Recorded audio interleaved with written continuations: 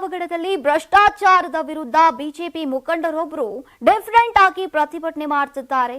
BJP OBC ಮುಖಂಡ ಮುರಳಿ ಅವರು ಈಗ ತಾಲೂಕು ಪಂಚಾಯಿತಿ ಕಚೇರಿ ಎದುರು ಭಿಕ್ಷಾಟನೆ ಮಾಡಿ ತಮ್ಮ ಅಸಮಾಧಾನವನ್ನ ಹೊರಹಾಕಿದ್ದಾರೆ. ವೆಂಕಟಪುರ ಗ್ರಾಮ ಪಂಚಾಯಿತಿ ಕಾರ್ಯದರ್ಶಿ ಹೇಮಂತ್ ಅವರ ವಿರುದ್ಧ ಲಂಚ ಬೇಡಿಕೆಯ ಆರೋಪವನ್ನ ಮಾಡಿದ್ದಾರೆ. ಅನಿತಾ ಎಂಬುವರ ಹೆಸರಿನಲ್ಲಿ ದಾಖಲಾಗಿದ್ದಂತಹ 30x40 ನಿವೇಶನದ ಖಾತೆ ಬದಲಾವಣೆಗೆ ಅಗತ್ಯ ದಾಖಲೆಗಳನ್ನು ಸಲ್ಲಿಸಿದ್ರೂ ಕೂಡ ಕಾರ್ಯದರ್ಶಿಯು ವಿಳಂಬ ಮಾಡುತ್ತಿದ್ದಾರೆ ಅಂತ ಮುರಳಿ ಅವರು ದೂರಿದ್ದಾರೆ. ಸರ್ಕಾರ ನಿಗದಿಪಡಿಸಿದಂತಹ ಶುಲ್ಕ ಪಾವತಿಸಿದ್ರೂ ಕೂಡ ಹೆಚ್ಚುವರಿ ಲಂಚ ಕೇಳಿದ ಆರೋಪವೂ ಇದೆ. ಈಗಾಗಲೇ ನನ್ನ ಕೈಲಾದಷ್ಟು ಹಣ ಕೊಟ್ಟಿದ್ದೇನೆ, ಮತ್ತೆ ಕೊಡುವುದಕ್ಕೆ ನನ್ನ ಬಳಿ ಹಣ ಇಲ್ಲ, ಹೀಗಾಗಿ ಭಿಕ್ಷಾಟನೆಗೆ ಇಳಿದಿರೋದಾಗಿ ಮುರಳಿ ಅವರು ಹೇಳಿದ್ದಾರೆ. ಗ್ರಾಮ ಪಂಚಾಯಿತಿ ಕಾರ್ಯದರ್ಶಿ ಹೇಮಂತ್ ವಿರುದ್ಧ ಕಾರ್ಯನಿರ್ವಾಹಕ ಅಧಿಕಾರಿಗಳಿಗೆ ಈಗ ದೂರು ಸಲ್ಲಿಸಿದ್ರು ಕೂಡ ಭ್ರಷ್ಟಾಚಾರ ಅಧಿಕಾರಿಗಳ ವಿರುದ್ಧ ಕಾನೂನು ಕ್ರಮ ಕೈಗೊಳ್ಳಬೇಕು ಅಂತ ಅವರು ಒತ್ತಾಯಿಸಿದ್ದಾರೆ. ನಿವೇಶನ ಇರೋದು ಸರಿ 10x10 ಕಟ್ಟೋದು 10x10 ಅಲ್ಲಿ ಕಟ್ಕೊಂಡವ್ರೆ. ಸರಿ, ಅದನ್ನ ಬದಲಾವಣೆ ಮಾಡ್ಕೊಡಿ ಅವ್ರು ಮಾರ್ಕೊಳಕ್ಕೆ ಅಂತ ಅಂದ್ರೆ 30-40 ತೋರಿಸೋರು. ಅದು ಹೆಂಗ್ ಮಾಡ್ಕೊಟ್ರಿ? 30-40 ಅಲ್ಲಿ ಮನೆ ನೋಡ್ದೇನೆ ಹೆಂಗ್ ಖಾತೆ ಮಾಡ್ಕೊಟ್ರ ಅವನು? ನಾನು ನಿಮ್ಗೆ ಅದನ್ನೇ ಹೇಳ್ತಿದ್ದೀನಿ ಮುರಳಿ ಅವರೇ, ನೀವು 30-40 ಅನ್ನೋದಕ್ಕೆ ಏನಾದ್ರು ದಾಖಲೆ ಇದೆ? ಅಲ್ಲ, 30-40 ದಾಖಲೆ ಇದೆಯಾ? ಹೌದು, ದಾಖಲೆ ಐತೆ. 30-40 ದಾಖಲೆ ಇದೆ.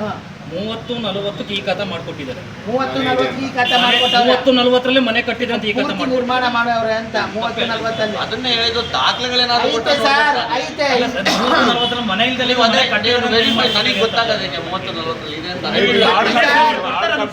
ಸ್ಥಳ ಪರಿಶೀಲನೆ ಮಾಡಿ, ಸ್ಥಳ ಪರಿಶೀಲನೆ ಮಾಡಿ. ಈಗ ನಿಮಗೆ ಗೊಂದಲ ಮಾಹಿತಿ ಇದೆಯೋ ಇಲ್ಲೊಂದು 30-40 ಕಟ್ಟಡ ಅಂತ ನಿವೇಶನ ಅಂತ ತೋರಿಸ ನೋಡಿ. ನಿವೇಶನ 100 ಅಂತ ಐತೆ, ಕಟ್ಟಡ 36 ಐತೆ. ನಾಳೆ ಅವ್ರು ಕಳಿಸಿದ್ರು, ಅವ್ರು ದಾಖಲೆ ಕೊಟ್ಟಲಿ. ಆಮೇಲೆ ರೇಟಿಂಗಲ್ಲಿ ಉತ್ತರ ಕೊಡ್ತಾರೆ.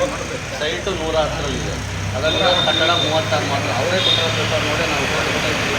ಹಾಗಾಗಿ ವಾಟ್ಸಪ್ಪಲ್ಲಿ ಇರೋದಕ್ಕೆ ಉತ್ತರ ಕೊಡಬಾರ್ದು, ದಾಖಲೆ ಕೊಟ್ಟರೆ ಉತ್ತರ ಕೊಡಬೇಕು. ಆಯ್ತು, ಅದೇನು ಪ್ರಿಂಟ್ ತಗೊಂಡು ದಾಖಲೆ ಇಲ್ಲೇನು ಹೇಳ್ತಾರೆ, ಈ ಸತ್ತಲ್ಲಿ 30-40 ಸ್ಥಳ ಇದೆ, ಅದರಲ್ಲಿ 10-15 ಮನೆ ನಿರ್ಮಾಣ. ಈ ಸತ್ತಿನ 30-40 ಪೂರ್ತಿ ಮನೆ ನಿರ್ಮಾಣ ಈ ಖಾತೆಯಲ್ಲಿ ನಮೂದಿಸಿರುತ್ತಾರೆ. ನಿಮಗೆ ತೋರಿಸ್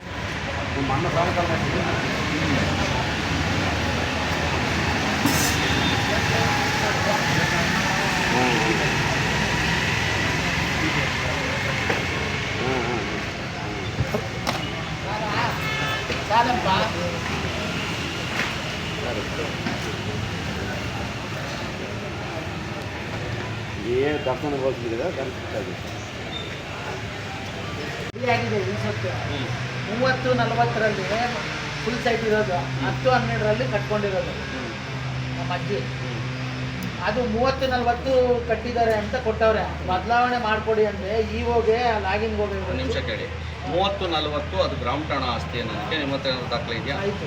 ಏನು ದಾಖಲೆ ಇದೆ?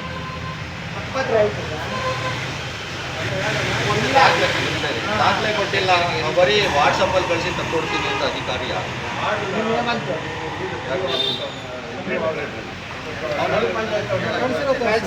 ತೋರಿಸ್ತೀನಿ ನೋಡಿ. ಬೇಕಂತಾನೆ ಮಾಹಿತಿಯನ್ನು ಎಡ್ ಮಾಡ್ತಾ ಇದ್ದಾರೆ ಅಂತ ಬರೀತೀನಿ. ಮಾಹಿತಿ ಆಯೋಗ ಏನು ಆದೇಶ ಕೊಡುತ್ತೆ, ಪೆನಾಲ್ಟಿ ಇಂಪೋಸ್ ಮಾಡ್ಬೋದು. ಈಗ ಆಲ್ರೆಡಿ ಹೇಳಿದ್ನಲ್ಲ, ಇಬ್ಬರಿಗೆ 25,000 ಪೆನಾಲ್ಟಿ ಪ್ಲಸ್ ಒಂದೊಂದು ಇಂಪ್ಲಿಮೆಂಟ್ ಕಟ್ ಮಾಡಿ ಡಿಪಾರ್ಟ್ಮೆಂಟಲ್ಲಿ ಎನ್ಕ್ವೈರಿ ಶುರು ಮಾಡಿ ಅಂತ ಕೊಟ್ಟವ್ರೆ. ಅಲ್ಲಿ ಆ ಥರ ಆಗುತ್ತೆ. ಇಂಪ್ಲಿಮೆಂಟ್ ಇದೇನು ಆಗಲ್ಲ ನಿಮ್ಮ PDOಗಳಿಗೆ. ಯಾಕಂದ್ರೆ ಸರ್, ನಾವು ಎಲ್ಲ ಪ್ರಶ್ನೆಗೂ ನಾನು ಉತ್ತರ ಕೊಟ್ಟು ಇಂಪ್ಲಿಮೆಂಟ್ ಕಟ್ಟಾದ್ರೂ ಏನೂ ಆಗಲ್ಲ, ಸಸ್ಪೆನ್ಷನ್ ಆದರೂ ಏನೂ ಆಗಲ್ಲ ಅಂದರೆ ಅದು ಅವರಣೆ ಬರ. ನಾವೇನು ಮಾಡೋಕ್ಕಾಗುತ್ತೆ? ಇರಲಿ ಸರ್, ಅದಕ್ಕೆ ನಾವು ಇವಾಗ ಏನಾಗುತ್ತೆ ಅದು ನಿಯಮಾನುಸಾರ ನಾವು ನಿಮ್ಗೆ ಅದನ್ನೇ ಲೆಟ್ರ್ ಮಾಡಿ. ನೀವು ತಗೊಂಡ್ಬಿಟ್ಟು ಲೆಟ್ರ್ ಮಾಡಿ ನೇರವಾಗಿ ಆಯೋಗಕ್ಕೂ CEO ಲೆಟ್ರ್ ಮಾಡಿ. ಬೇಕಂತಾನೆ ಇವರು ಮಾಹಿತಿಯನ್ನು ಕೊಡ್ತಾ ಇಲ್ಲ, ದುರುದ್ದೇಶಪೂರ್ವಕವಾಗಿ ಇರೋದ್ರಿಂದ ಆಲ್ರೆಡಿ ಆಗ್ತಿದೆ. ಆ್ಯಕ್ಟ್ ಪ್ರಕಾರ ಏನು ಆದೇಶ ಮಾಡ್ತಾರೆ, CEO ಆದೇಶ ಮಾಡಿಕೊಟ್ರೆ ಯಾಕೆಂದರೆ ಪೆನಾಲ್ಟಿ ಇಂಪೋಸ್ ಮಾಡೋದು ಶಿಸ್ತು ಪ್ರಾಧಿಕಾರ CEO. ನಾನು ಶಿಫಾರಸು ಮಾಡ್ಬೋದು ಅಷ್ಟೇ, ಆಯಿತಾ? ಅದನ್ನು ನಾನು ಮಾಡ್ಕೊಡ್ತೀನಿ.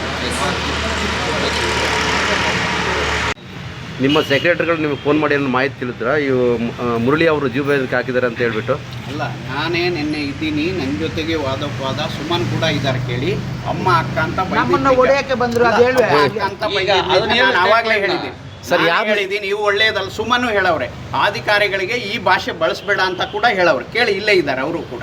ನಾನು ಹೆಂಗೇನಾದರೂ ಸಮಸ್ಯೆ ಇದ್ದರೆ ಈ ಸೊತ್ತು ಆಗ್ತಿಲ್ಲಪ್ಪ, ಆಗ್ತಿದ್ದಂಗೆ ನಾನೇ ಮಾಡ್ಕೊಡ್ತೀನಿ, ಹೋಗು, ನಿನ್ನ ಅವ್ನು ಮಾಡಲಿಲ್ಲ ಅಂದರೆ ನನ್ನ ಕಂಪ್ಲೇಂಟ್ ಮಾಡು, ಇಲ್ಲಾಂದರೆ ನಾನು ಮಾಡಲಿಲ್ಲ ಅಂದರೆ ಇಒ ಕಂಪ್ಲೇಂಟ್ ಮಾಡ್ಬೋದಿತ್ತಲ್ಲ, ಯಾಕೆ ಬೈತಿದ್ಯಾ ಅಂತಲೂ ಹೇಳಿದ್ದೀನಿ ನಾನು ನಿನ್ನೆನೆ. ವಿಡಿಯೋ ಮಾಡಿದ್ದೀರಾ ಸರ್ ಅವ್ನು ಮಾಡೋದು ವಿಡಿಯೋ ಗೊತ್ತು. ಸರ್ ತಾಲೂಕಿನಲ್ಲಿ ಒಂದು ಕೆಲಸ ಏನಾಗೈತೆ ಗೊತ್ತಂಗ, 3-4 ಜನ ಲೋಕಾಯುಕ್ತ ಹೋಗಿ ಬಂದ್ಬಿಟ್ಟಾರೆ ಪಿ ಡಿ ಒಗಳು, 1 ವಾರ 10 ದಿವಸ ಜೈಲಾಗ ಎದ್ದು ಬಂದ್ಬಿಟ್ಟಾರೆ. ಇಷ್ಟೇ ಅಲ್ಲ ಆಗೋದು, ಇನ್ನೇನು ಆಗಲ್ಲಣ್ಣ, ಆಗಲ್ಲಣ್ಣ ಉದ್ದೇಶದಾಗಿದ್ದಾರೆ ಸರ್. ಆಲ್ರೆಡಿ ಜೈಲಿಗೆ ಹೋಗಿ ಬಂದಾರಲ್ಲ, ಇನ್ನೇನು ಬರುತ್ತೆ ಒಳ್ಳೆ. ತುಂಬಾ ದಪ್ಪ ಇದ್ದೀರಾ, ಅದರಲ್ಲೂ ಯಾವುದೇ ಸೈಡ್ ಎಫೆಕ್ಟ್ ಇಂದ ಸಣ್ಣ ಆಗ್ಬೇಕಾ?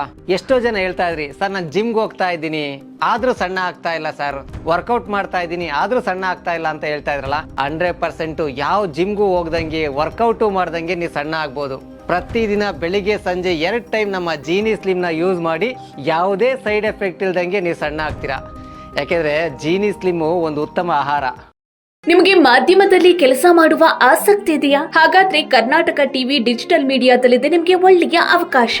ಆಯ್ಕೆಯಾದವರಿಗೆ ಉಚಿತ ತರಬೇತಿ ಕೊಡ್ತೀವಿ. ತರಬೇತಿ ನಂತರ ಕೆಲಸ ಮಾಡುವ ಅವಕಾಶನೂ ಕೊಡ್ತೀವಿ. ಈ ಕೂಡಲೇ ನಿಮ್ಮ ಮಾಹಿತಿಯನ್ನ ಮೇಲ್ ಮಾಡಿ.